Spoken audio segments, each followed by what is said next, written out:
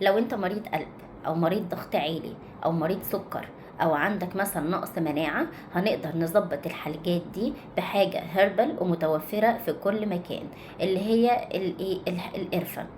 دي تعتبر انتي انفلاماتوري، مضادة للالتهاب، انتي اوكسيدنت، فبلاي رول في ان هي بتحسن المناعة. تعتبر انتي دايابيتك او لانها بتحسن البلاد جلوكوز ليفل، مستوى السكر في الدم، والانسولين سنسيتيفيتي، حساسية الانسولين بتحسنها. تعتبر ان هي لور الكوليسترول والليبيد ليفل، بتقلل مستوى الكوليسترول والدهون في الدم، فبالتالي هي حلوة لمرضى القلب. كويسة قوي لان هي انتي مايكروبيال افكت وانتي كانسر. فياريت من هنا ورايح نقدر نضيفها، اللي احنا مثلا نشربها كمشروب او نضيفها في الاكل، ليها فوائد كتير قوي، ياريت نستفيد.